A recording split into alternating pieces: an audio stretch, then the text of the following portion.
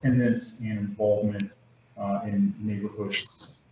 To that end, we normally will start with guests, and in my understanding, we have Officer Bunch. Is that correct? And Leah from Gem City Market. Correct. So let's start with Officer Bunch to give a neighborhood safety update. Yeah, so hopefully Officer Newell is going to be getting on here. I'm not sure if she's in here yet or not, but she's with the mobile crisis response team, and she can address some of the homeless issues that I believe were brought up. I was talking to Tracy earlier, and unfortunately, our IT department is moving our stat stuff over, so I don't have any stats available for this month. I should be able to get it probably closer to the end of the week. So they're migrating systems over, so I don't have any crime stats at all, unfortunately. Do you guys have anything for me? I again talked to Tracy a little bit about some new devices that we got to hopefully deter some thefts in the neighborhood, some bait devices, stuff like that. We just got a couple of new devices. So if we need to do some type of package stuff or bicycle stuff or anything like that, I now have the ability to do that personally with my team. So if you guys have anything for me, just let me know. Officer Bunch, this is David Osrati. Sir, how are you? Good. I have some video of a neighborhood miscreant opening my office, one of my employees' doors, and rustling through the car. I saw her the next day. I called her out and told her if I saw her doing it again, that'd be the end of it. But if you want to do some bait, I've got cameras, and I don't know, if you want to do it along Adams Street, she walks up and down there. Okay. Right now I'm drawing a blank on her name, but I know a bunch of Lori? people. Yeah, Lori Cohen or Lori. No, Lori Payne. Yeah. Payne, yeah. Yeah. Sorry. Lori Payne. That's kind of fitting, isn't it? Yeah. Yes, it is. So I scared the living crap out of her when I called her out by name. Yeah. And explained that she wouldn't like it if I stole her stuff. So please don't steal my employees' things. She probably doesn't have anything that you want, though. So I'm absolutely positive of that. But anyway, yeah. If you notice, and again, I've just connected with Amazon. I actually had to go through I tried to get some of their tape. I thought it wasn't going to be a big deal. Like, hey, can you just give me a roll of tape? It apparently doesn't work like that. Their tape is some kind of special tape. So I had to go through all these hoops to make sure I wasn't some kind of con artist trying to get a hold of their tape and all this stuff. So I now have the ability to do that, to try to make it look as real as possible. So hopefully she isn't smart enough to figure out how to watch this video and know that it's potentially a setup at one point. But anytime at all, if you know, like a certain time frame, like any day, or I know that you guys post, and I try to keep track on the Facebook page. And again, Tracy and I were talking about this before too. I know it's good to post on Facebook and stuff, but even though it may not be a high priority to us as a police department, and it's good to let us know, give us a call, give the non-emergency number a call, the 333 cops. That way we can get somebody out there and at least show a presence of like deterring a lorry from pulling on everybody's car door handles and stuff like that. Again, I know it's a pain and it's a nuisance. But if we can just show her that, hey, obviously people are watching, like you said, you had spoke with her, but it's just one of those things where I would like to get somebody out there and tell her, like, hey, you more or less move on to another neighborhood, like enough's enough kind of thing. So did we ever get any updates on the gentleman that broke into the cars at Branch and Bone? Did you see any of that stuff? I didn't, and honestly, I'm wondering if the system migration thing has something to do with it, because it's not showing me anything at all. And I know in the last meeting that there was a couple questions I got about some more personal crimes, I guess, that occurred, and I was unable to see those as well. Okay. So my IT department literally just got back with me this morning saying that that it's being migrated over. And I know that's not necessarily something you guys want to hear, but my point is I'm trying my best to figure out what, to answer your questions, I guess. Okay. And I'll follow up with that again tomorrow. I'm taking notes here too. So. Does anyone able to see if Officer Newell was able to log in yet? I don't really know a whole lot about the Zoom stuff. Hang on a second. Let's pop over. Nope, no sign of Officer Newell. Okay. I texted her earlier. I can hop off here in just a second and give her a text and then jump back in, I think. But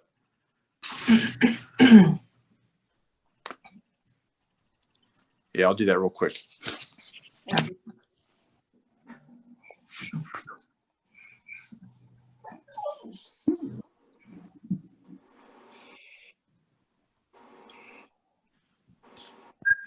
Any other crime stuff? I just recently got back on the discussion page. Did you guys have any other ongoing issues with any of our frequent flyers or stuff that's popped up while we get Officer Bunch in front of us? No, the only thing, Officer Bunch, I would ask, and albeit briefly, we've had an influx of neighbors and ongoing discussion about the importance of calling in criminal activity or suspicious criminal activity. If you could just very briefly kind of give an overview of why it's important to notify DPD of suspected criminal activity, and what would warrant a call to 911 and what would warrant a non-emergency call, and the significance and reasons why that's a good thing to do. Yeah. She just texted me back. I'm sorry, I'll get back to that. She said she's waiting to be let in, whatever that means. Also, so I guess to answer that question, that's a very subjective question, I guess.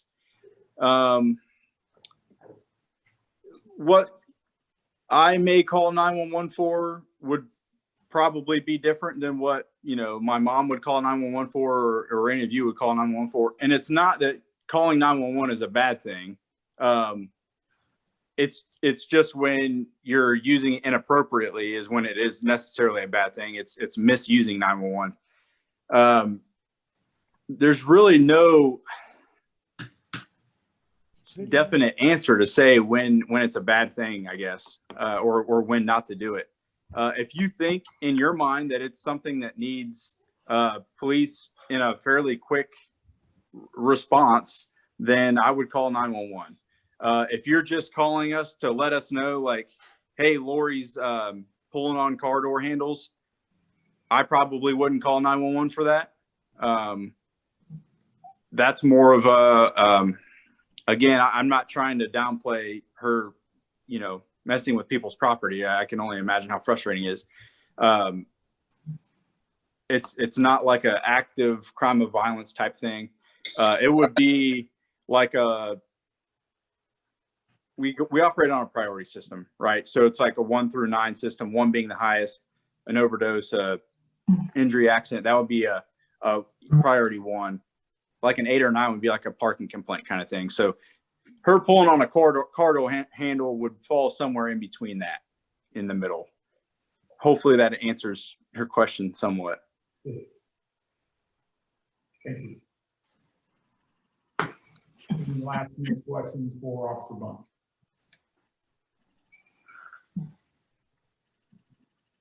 Hi, this is Officer Newell. Can you hear me? Yeah. Okay. I don't think you can see me though. I don't know why it's not showing up. Let's see. Well, it's But- coming through loud and clear.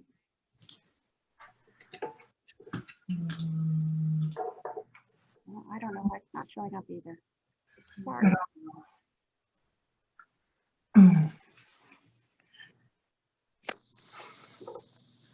Tracy, did you want to introduce Officer Newell and explain why you invited her here this evening? So I reached out to Officer Bunch because there were multiple requests to explain and perhaps debunk some of the myths of when we call the police on homeless issues, that the police aren't necessarily out there to harass the homeless, that they actually have a response team that follows through with various issues in placement, treatment, and then if they're, homeless or committing certain crimes, obviously there's a different sort of protocol. So Officer Bunch reached out to one of the members of the team that's in, is it East Pod or whatever division we're in right now? And so I've actually never met Officer Newell, but I'm excited to hear what she has to say. Okay, video's working now. So this is me.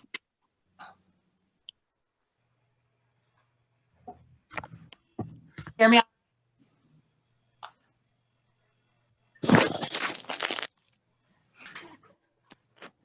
Can you hear me? Okay, I'm just checking. Yeah, so I work out of the Wayne Avenue office. The mobile crisis response team, right now we have 4 officers and 1 paramedic on the team. So I work on the east side, which would be in your area, South Park. And then we have another officer who works in the central district, downtown Dayton. And we have one that works on the west side. And recently, within the last probably about a month, Dayton Police partnered with Adamus, and the officer that works west and the one who works downtown, they have a rider from Eastway Behavioral that rides 30 out of 40 hours a week. So we respond to the mental health calls, the panhandling, homelessness, and overdoses. And the idea is to try to get people into treatment. Like for overdoses, we respond to an overdose. Let's say Narcan is given and they don't need to go to the hospital. Then we try to talk them into going into treatment. We would just take them right off the street and take them directly over to, if we secure a bed for them at Nova House or Access Hospital. And that's mainly what one of my partners, excuse me, and the paramedic do. I deal with most of the mental health and the homelessness and the panhandlers. Wayne and Kiwi, when they used to hang out in that island and panhandle. You used to have, the city of Dayton required you to have a panhandler's license, and they did away with that. And then it got kind of crazy. If you saw everybody, there was a panhandler on every corner, probably about a year ago when it was real bad. So the prosecutors got together. They changed some of the ordinances. That's why you don't see them in the island anymore. They're not supposed to be there. If we see them, then we move them along, because they can actually, it's an arrestable offense to do that. There's certain criteria. So I work a lot with Miami Valley Housing, their outreach. So if, let's say I encounter somebody who's homeless,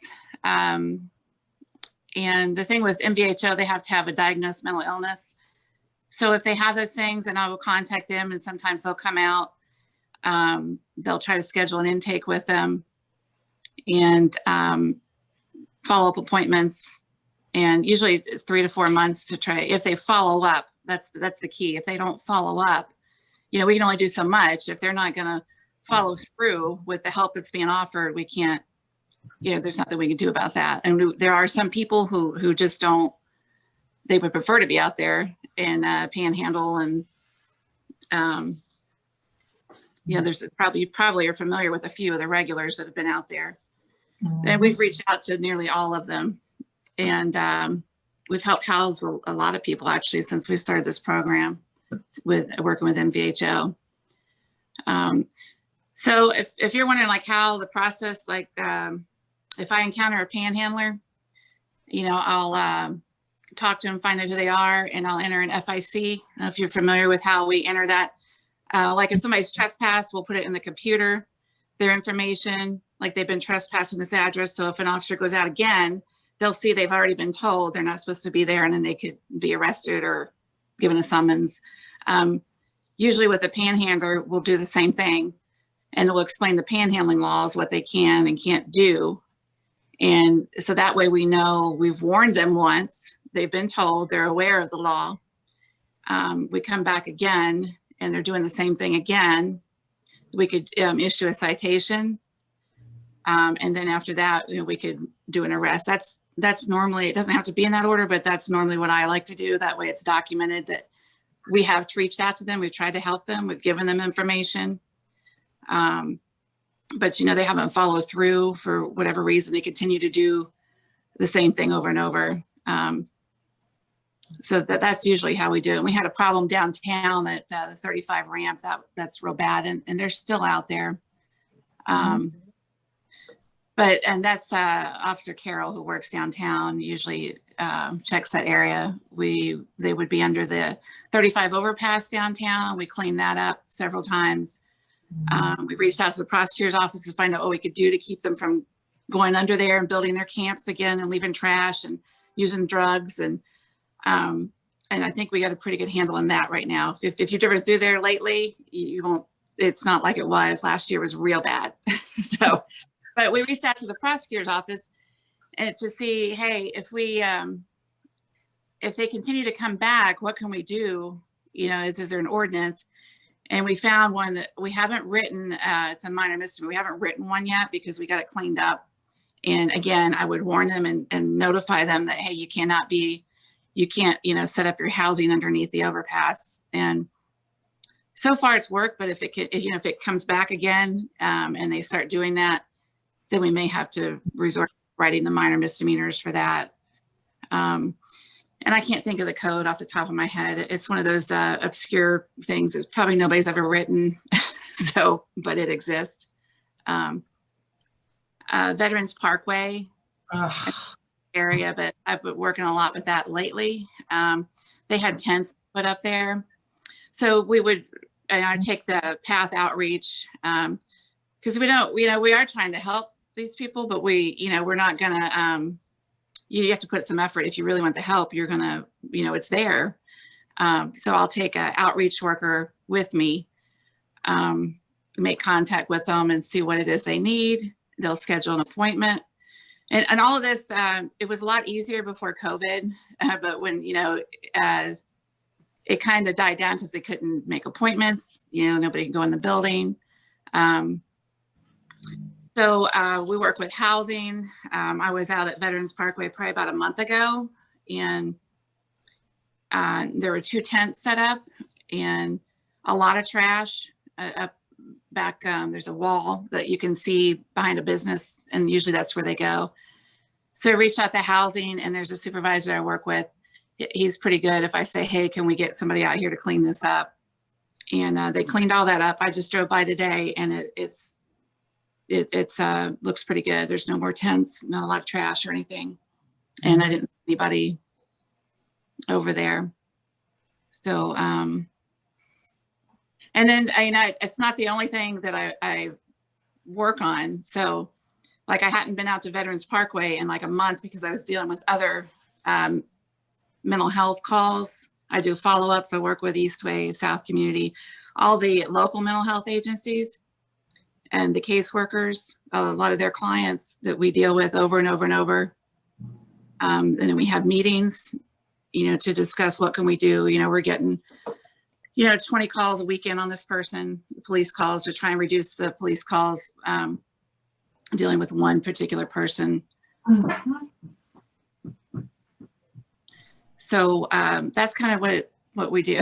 I don't know what else. I think you were mostly interested in the homeless. Is that correct? Correct. Okay.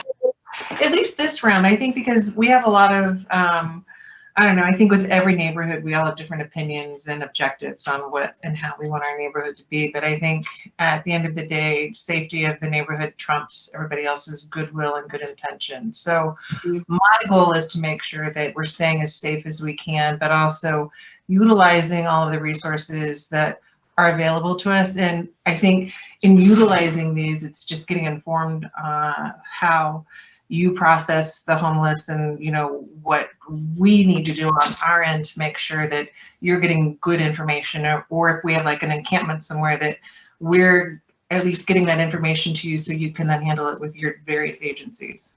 Mhm. And a lot of times, like the information, officers will email me about certain people they've encountered because they know what I deal with, you know, what, so if they encounter somebody who's homeless or mental health, or they'll email me. But I get reports every morning. So Okay.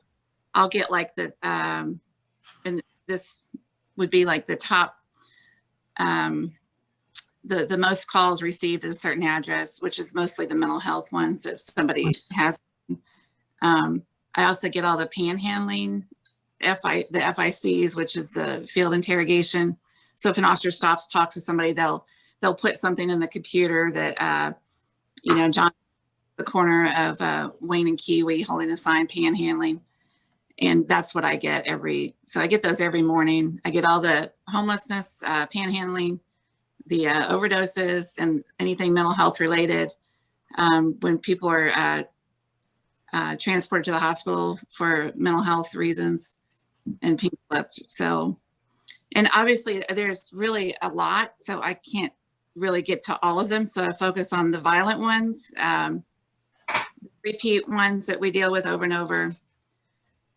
There's a few, let's see, right across the Wendy's at Wayne in Wyoming. There was a man there. I'm sure you've seen him right there at the corner of the fence, and he had all his trash and he collected things there. He's not homeless. He looks homeless, but he's not. He's mentally ill.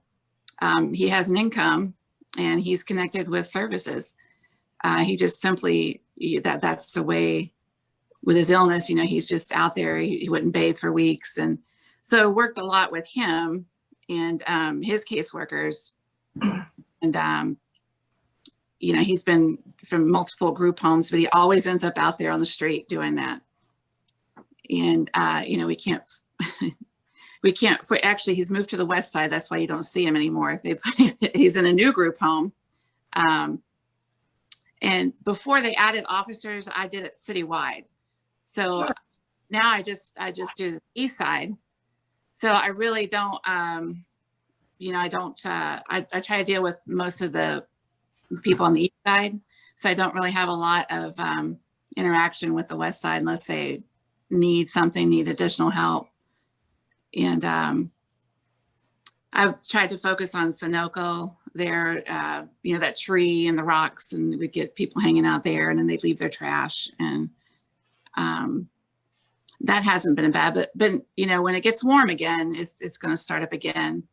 And in the summertime, I'm sure we'll have people hanging out there.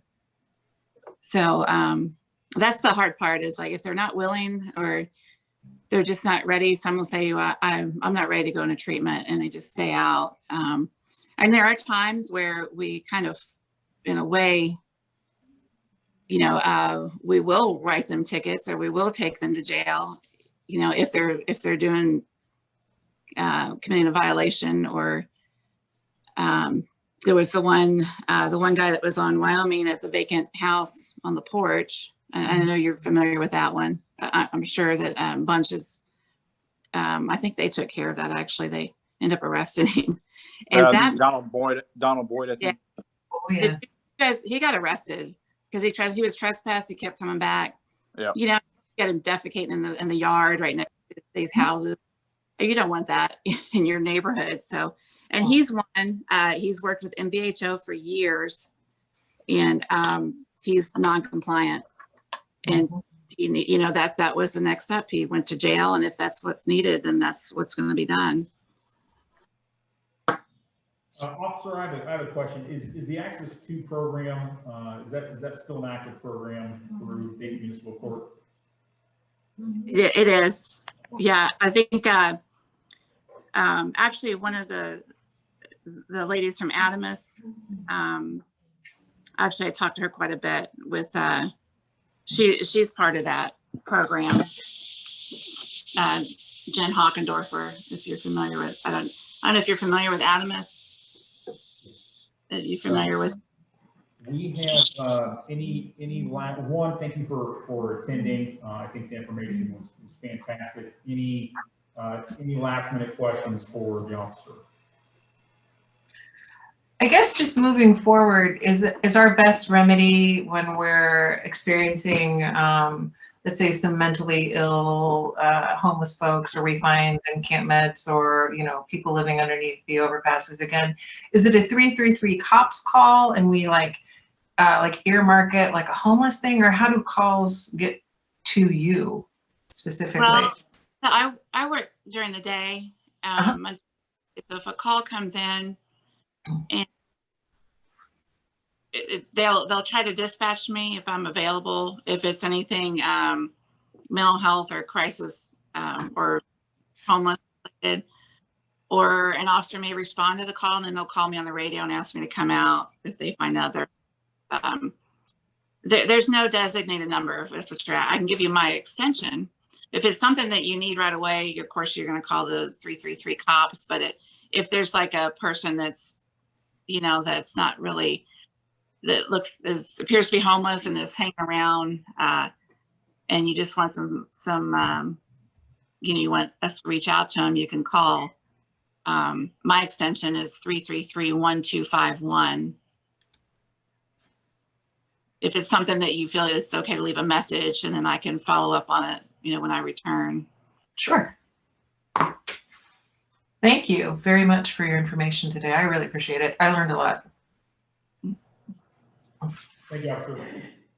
Yeah, it's just really good to know that Dayton Police is working this way with combined efforts of mental health and police, because there are so many mental health issues involved, and we're just very excited that you're doing this. This is good. Thank you. Do more with everything, you know, as you can see, there's an increase in mental health calls. I don't know if you've read any of that, any articles. But we're really trying, you know, to focus more on it. And they've had this program's probably coming up on 4 or 5 years that I've been doing it. And they're always trying to add to it. Like I said, I started out with just me, and now we've got an officer downtown, so they've split it up so that we're able to do more. Is there anything that we can do as a neighborhood to help you? Well, I mean, you can call me, like if, like I said, if there's somebody that, you know, that hangs out in a particular area. I know we had an issue with the gazebo over there on Park. Heard anything lately about that? I don't. But again, it's cold, and you know, in the summertime, it's not great.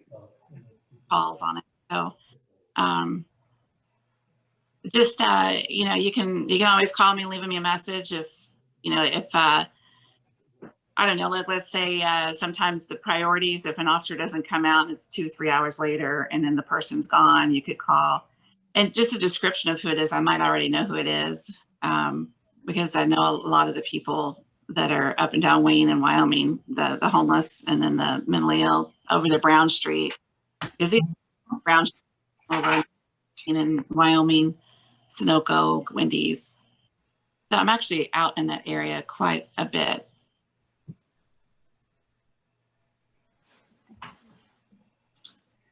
And before COVID, we used to have training where we would train small groups and businesses about how to interact with the mentally ill.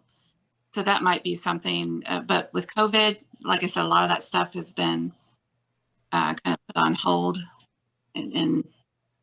but I'm sure it will start back up. So if you're interested in something like that, we see about that, like at one of your meetings, and they could have, we used to have like a PowerPoint, and we just kind of, just, you know, go over just little tips on that. I think that'd be great. If that becomes available again, if you would, just please reach out, and we'd be very happy to get you to come to a meeting.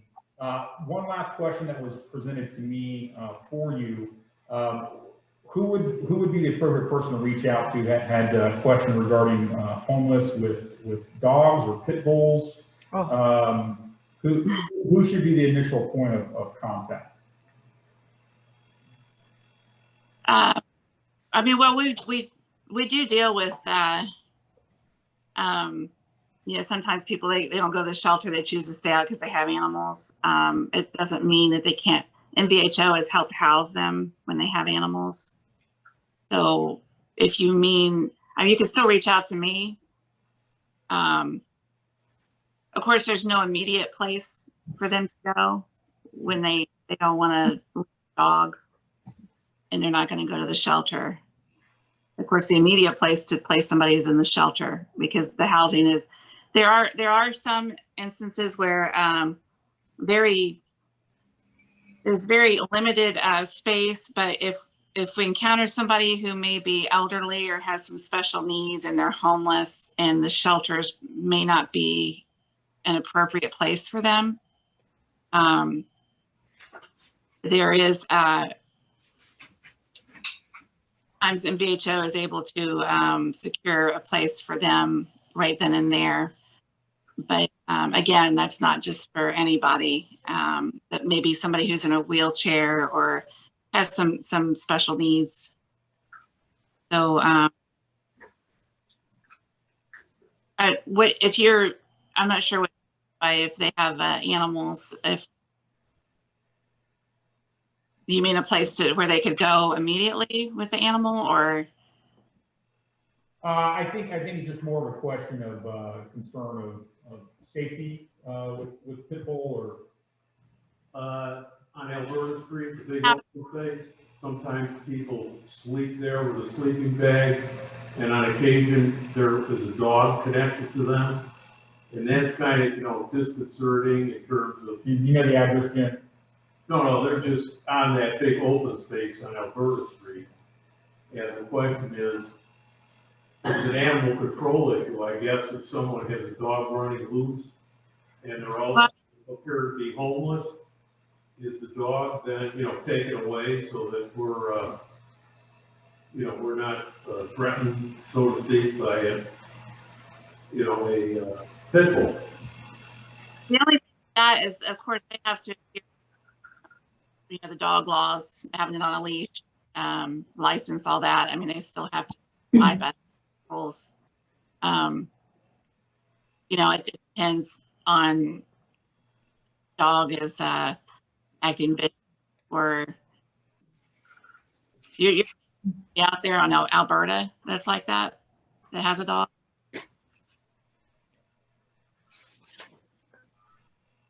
Yes. Okay. Have you called about that one before? I'm not familiar with that one. That's the first I've heard of that. No, they haven't. So maybe something that you can watch periodically, and if it's seen, we'll have respective neighbors call in and give you notice. You know, I mean, if it's being taken care of, or, you know, we could always call the Animal Resource Center if it looks like it's malnourished or it's not being cared for. There's just, that would be something we'd have to just look at. Because I have encountered people that have dogs and they look like they're in better shape than the owner, you know, they take good care of them. You know, sometimes having the animal is a comfort for them. So To piggyback on that real quick, before one of our sergeants went on maternity leave, the police department was in talks with the city about acquiring some property of one of the old golf courses to make like I don't want to call it a kennel type, but like a temporary type of housing for dogs because ARC was being overrun, so to speak. I don't know where they're at with that, but that's something I can touch base with you guys about as well, just to kind of see where we're at with the whole animal stuff with the police department. Very good. Thank you, officer. With that, we're going to move the meeting along. We have another speaker from Gem City Market.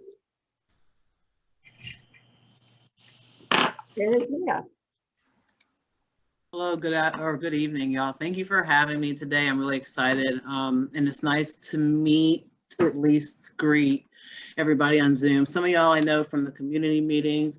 And then I see Leela on the line, which is on the board of Gem City Market, and she's the co-executive director, Co-op Dayton, which was our incubator.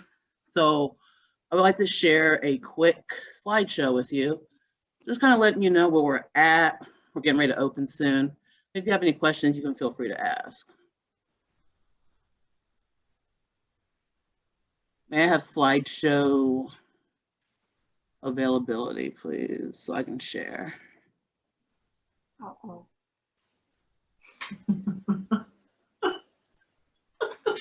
Great. Where do you find slideshow availability? You can make her a co-host. So if you go to her name, you go to her little Brady Bunch box and the 3 dots, or actually, wait, I don't know. I'm not signed in on my work account. You should be able to, if you go to the 3 dots, make her a co-host. Got it. She can go to more. By the name to the side, it says more usually.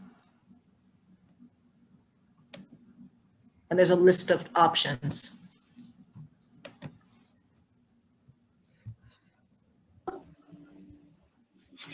While you guys are doing that, I would just, for those I haven't met, I'm Leela Klein and I'm your neighbor at 214 Adams.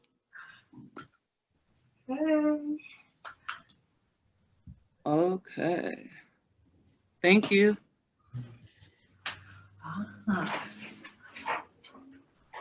Yay. Okay. So thank you for inviting me today. I wanted to go over quickly what the market is doing and what we're up to. It's been about a 6-year project, but we're getting ready to open very soon. I think that's very exciting. Even though y'all are right across the water, I think that it would be great to, merge out with some of the other folks in the community and have more information available about the market and to see if there's any questions that y'all may have. So right now we're hiring. We're actually in that phase. I am the sole employee of the market, but we're hiring right now for management positions that are listed here. If you're anyone that you know is interested, the link at the bottom is gemcitymarketcooperative.easyapply.co. I think one of the cool things about the market is that we'll be hiring for about 25 positions total, which will be a really great boost for our local economy. So we'll have everything from full-time, part-time, support team, and then department managers and supervisors to help run a full-service grocery store. So I'm really excited about starting to build our team. With the construction update here, we have a picture of the community room, which has it's 3-sided windows, so you're able to see Superior and Salem Avenue and look down the road. And I think it's really beautiful. You'll also see some other pictures of how we're starting to finalize some of the paint on the walls. And you'll see right now, this is our, it'll be our food service department and our deli, so where we'll have hot, fresh items, catering items, prepared food, a flat top to where you can order fresh stuff every day. So I'm really excited about the offerings that we'll have at the market. And you see how the top of the walls are starting to get painted and the lights are installed. As far as membership, our goal was 3,000 total member owners upon opening. As of the 20th, we were at 3,330. We also have a goal to make sure that our trade area zip codes are at 50%. We're currently at 50.9, and then we're at 49.1 for the other zip codes in the area, which would include South Park. We'll always be accepting member owners, and we're still looking for member owners right now. There's some really great reasons to become a part of the market and to become a member.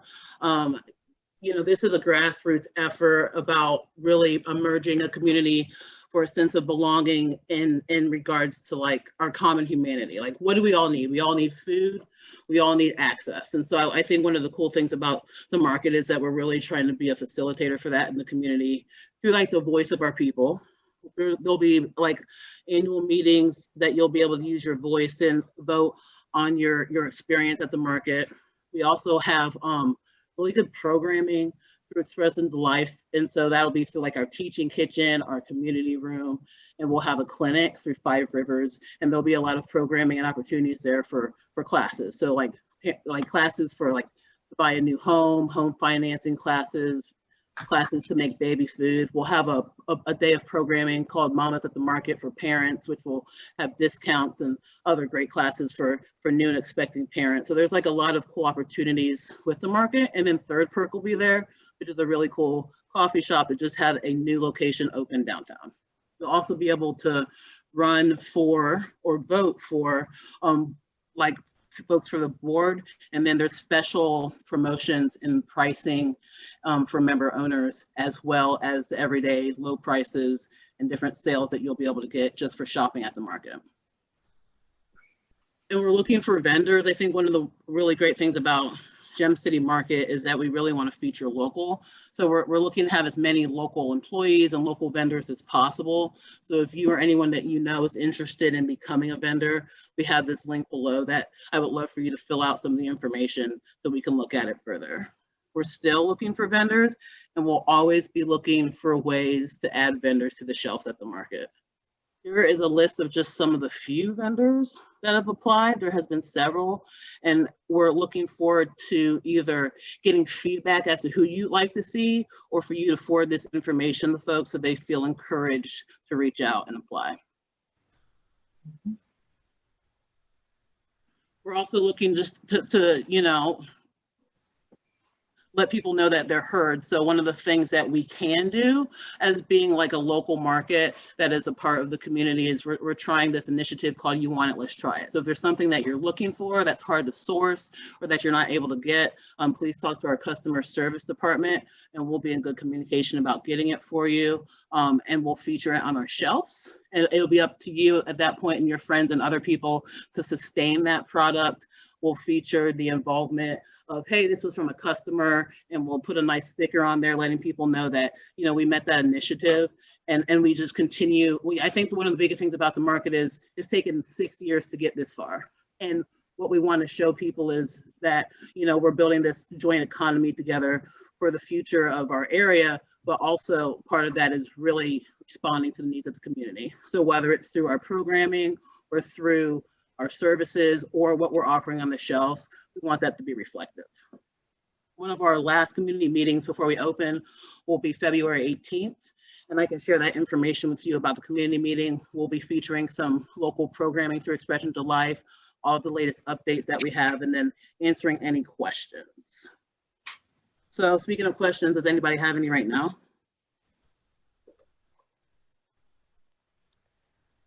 How do I become a member? Awesome. What I can do is share the link in the chat here. There's a couple ways to become a member. For a standard membership, it is $100, and if you self-identify as like meeting like some income restrictive requirements, it's only $10. With the $100 membership, you can make a $10 payment a month to qualify to like finish your membership and pay it off. And then once you pay off your membership, you don't have to pay anything else ever again. You're a member for life. So I'll drop the link. Awesome. So the link is in the chat, and also we can put an email address. So if you have any questions, you can email us at contact@gemcitymarket.com. Nice. Will you let us know when we can start shopping? Yes, so so we're at the final stages of construction, if you can see in the pictures.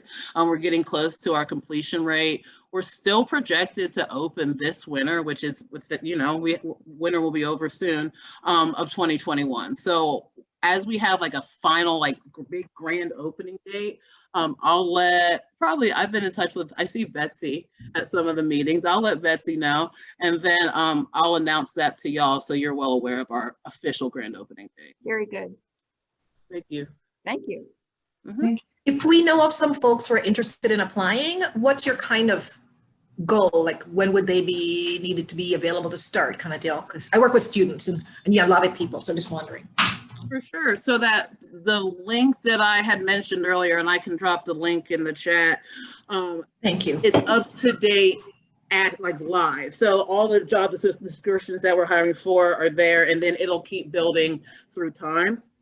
We're looking to start hiring any day now. So we've just started doing interviews, and we'll probably be doing interviews every day for the next month.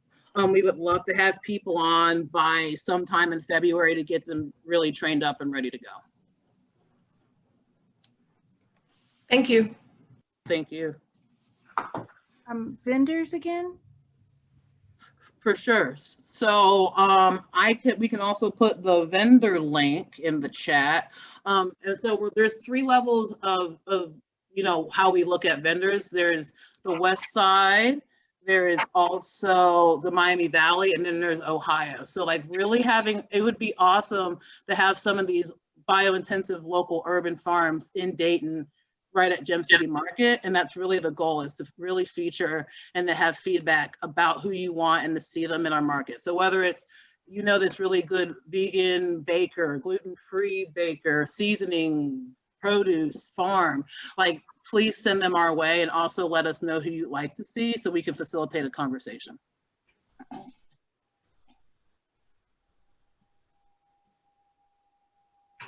Any other questions?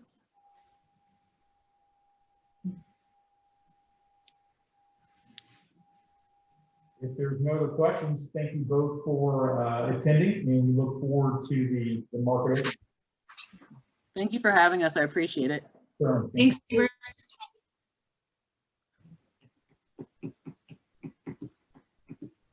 All right, moving along. The minutes for the November meeting have been posted. Is that correct? Yes. Any notices, change, clarifications, clerical errors before we move to adopt the November meeting minutes? Nope. Hearing none, so approved. Yay. We're going to move through quickly of committee updates. We had pretty lengthy discussion tonight regarding crime prevention. Anything else to add, Tracy?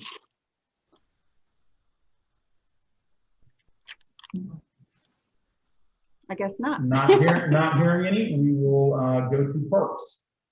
Parks. We're just in the planning stages. Last month, we took down our Christmas decorations. We got a new roof on the gazebo, and we've submitted our a proposed budget to the treasurer for next year. I may ask for some help trying to replace the annuals that we will no longer get for free from the city. And I might ask people if they'd like to start seeds in their basement yet this winter to be planted in parks in the spring.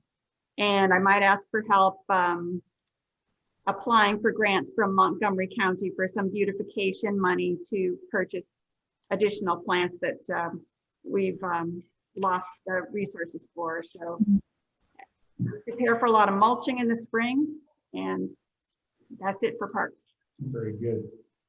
Housing, as many of you have seen, there's lots of development, especially on the borders of the neighborhood. Along Warren Street, that has been approved by the city. Construction has been begun for phase 2 of South Park Flats. The property just east of the development has been, my understanding, has been sold to the developer. I do not have a time frame when that is supposed to begin. They have nothing for zoning or any tentative plans. I think that they will wait until the current phase is done and reevaluate. So potentially we could be looking at years before anything happens with the remaining property. We will follow up and check on South Park Urban Gardens and make sure that we continue to have access to the property, to the gardens. And they've allowed that or not objecting to that without a little pushback anyhow the last couple of years. So we fully anticipate that will continue to be the same. Need to get some further updates regarding Patterson Kennedy, the property on Wyoming, just behind Taco Bell. They are moving to expand that project, and they have changed here in the last month. So that's going to take some additional approval. It is a project that the city does seem to fully support. For those not aware of the project, the neighborhood was actively involved in giving input to that project last year. Likewise, there's currently a research phase of continued development along the Wayne Avenue corridor. And as that moves forward, we will report back. Directly in the neighborhood, the intent is to minimize traffic, some beautification, planting of trees, putting in bike lanes, widening the sidewalk, et cetera. So thus far, everything that they are talking about seems to be a net bonus for the neighborhood. Do you know if they are going to narrow the tributaries down between like Keely and Wyoming? Because every time I've heard the same talk, it sounds like that is a corridor to the highway. Yes, so this is the corridors of the neighborhood have been something that's been important to me. This is something I've spoken to the city about for years. Wayne Avenue is a high traffic corridor. I forget the exact number, but it's tens of thousands of vehicles pass through there every single day. So there has been concern about limiting the scope of traffic, but it looks like, at least now, this is all tentative, this is a multi-year project. What it looks like tentatively is that they will keep northbound lanes to 2, and they will potentially limit it southbound, going away from downtown, to a single lane, widen the sidewalks, and put bike parking. So that's tentative. This is all subject to change, subject to revision. This really is the preliminary phase. Other than housing, just make sure that any exterior work that you make sure you get a certificate of appropriateness. Review your blue books for any exterior work that you wish to perform. Those are all available at the City of Dayton. If you can't find those online, they have a PDF. Please reach out to me, and we'll make sure that you get a copy of that. Moving along to marketing. Oh, wait, there's a question. They want to know, we live at Park in Alberta, any update on the completion, any update on completion date of the street?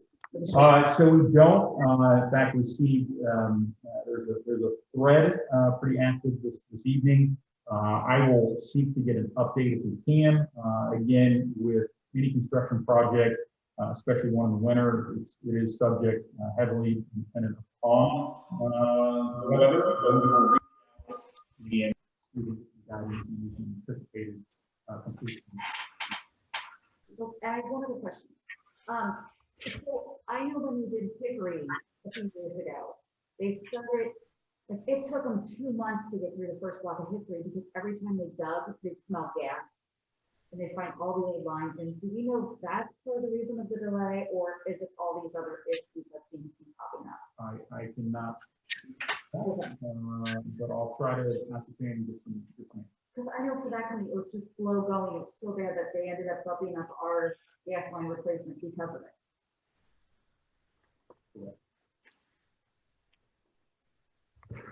Nothing else? Move to marketing. Okay, we have a marketing communications chair getting ready to go online after the pandemic lifts a bit. But in the meantime, we're looking to have a new website completed in a bit. And we're looking to have a print on demand site to supply historic South Park t-shirts. More about that later. Jill, the Yeah. site went live just before the meeting. You can go look at it now. Thanks. Very good. Thank you, David. We will all rush to that, and hopefully the volume of traffic will crash it with the massive amount of attendance and volume. So thank you. Thank you.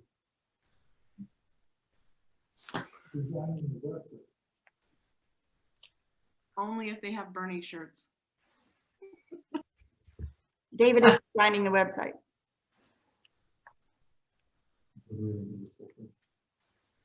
The Venmo option, we're still trying to coordinate with Holly to get it in place, but everything else still works.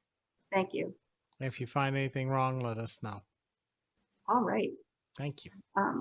For social, we have new social chairs lined up and ready to go, but we don't anticipate having any events till the end of July. We don't think we can plan for anything social in person any sooner than that.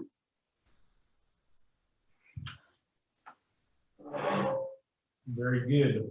Mark, can you speak up a little? Sure. Yeah. Block captains, I don't think we have anything to report other than always in need of block captains, persons to volunteer, help to distribute information throughout the neighborhood. We're confirming that. Reports from the board. Yes. Ollie, What? reports from the board. Treasurer. Madam Treasurer. I don't know where you want me to go. Maybe. Oh, you can take my seat. Have a seat. I basically put together a budget for 2021. Typically, when I do that, I base it on two factors. One, what happened in the prior year, and then secondly, what. I have to ask Holly to be closer to the microphone, Holly, please. please take my chair. Yeah.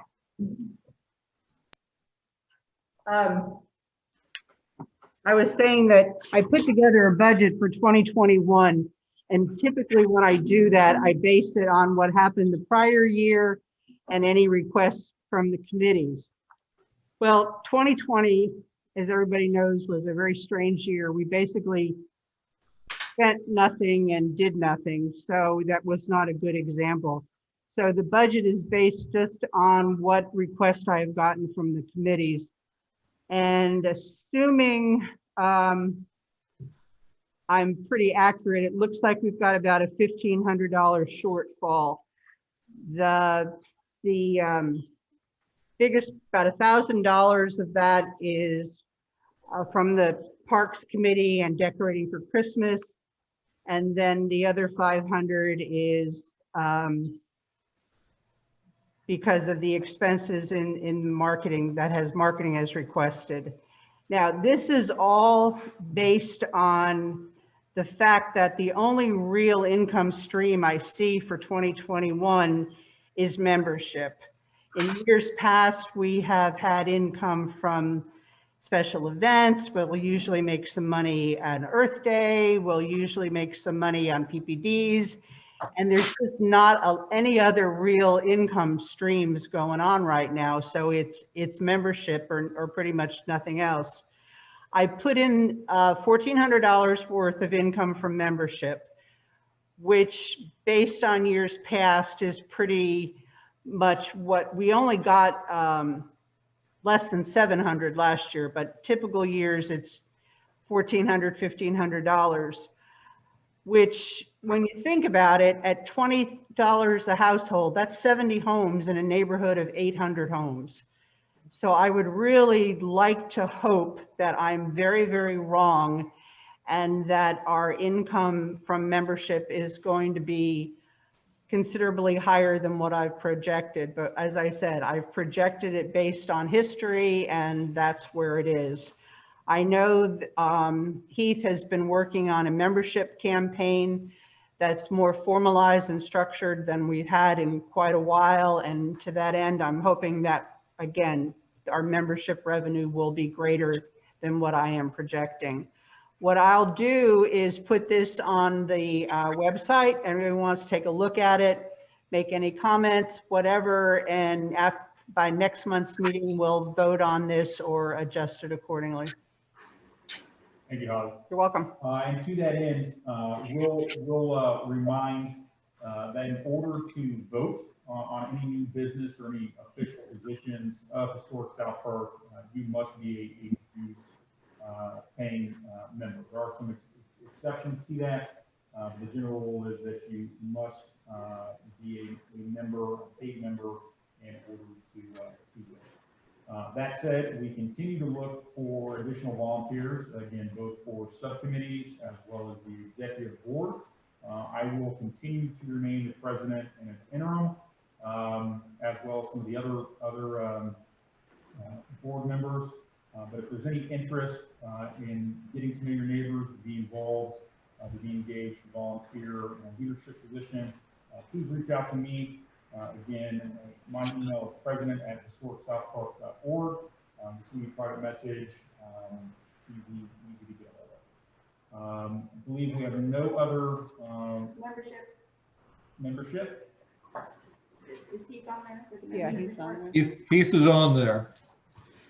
So membership has been holding tight while we waited for some pieces to fall into place. And we just heard a few minutes ago about a key piece falling into place with the website being up. I'm going to need to have a conversation with Holly regarding and David regarding when this Venmo issue is going to be resolved, because I suspect a lot of people are going to want to use that as their payment mode as we go forward on this. But I think that's the last key bit. I'm going to be developing some materials.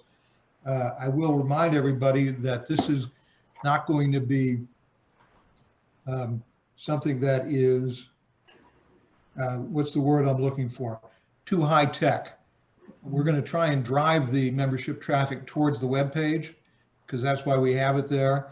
But in terms of getting the word out to people, I anticipate doing two things. We're going to end up sending emails out via the group's email list, but we're also going to make an attempt to hit every single house in South Park, every single address with a piece of paper.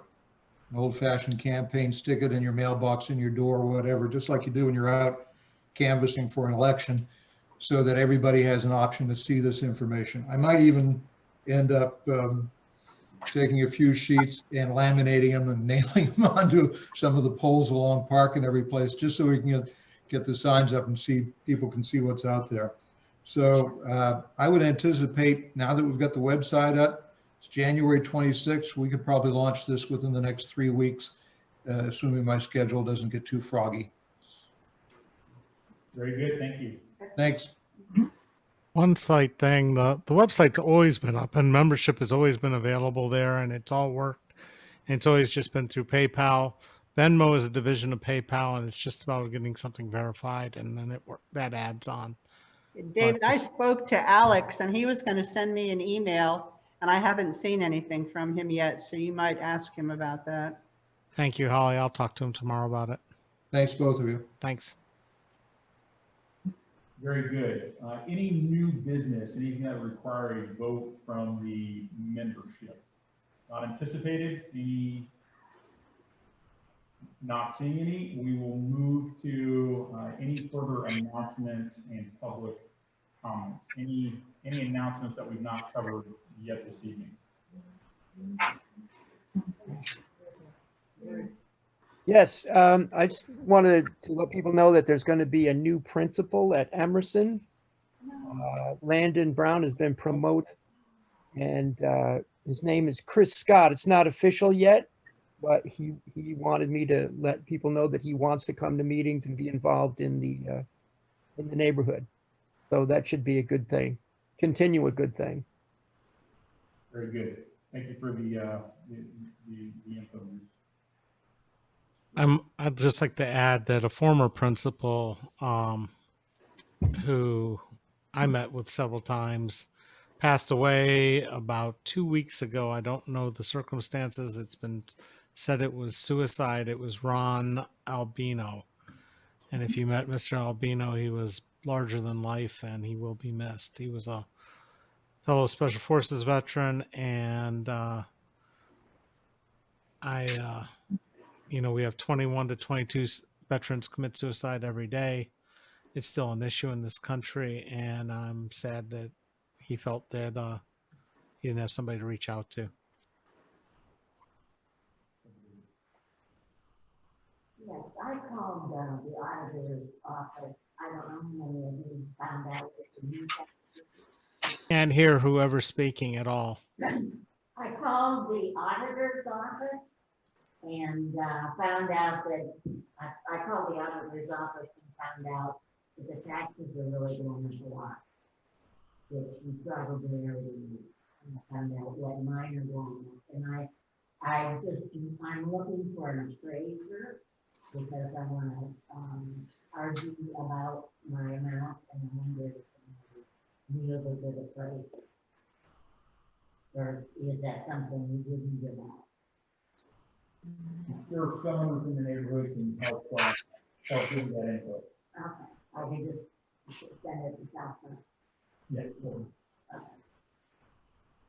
Any other announcements or public comment? That's related again. We had applied for the 10-year litigation application. And we looked at it and found out we haven't been getting it. So for 6 years, so we may be getting $11,000 back on our taxes because they've been charging us. So if you did do that, you should check and make sure that they actually did a payment. So they're checking on ours now. Just, if you applied for it, make sure you did it. Very good. Thank you for the tip. Anyone else?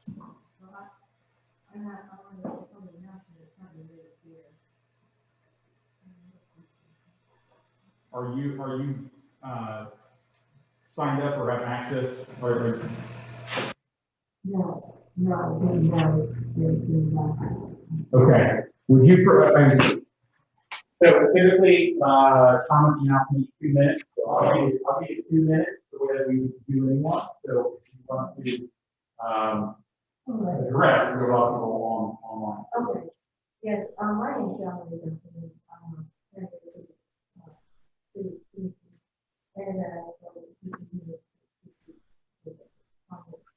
I can't hear a word she's saying.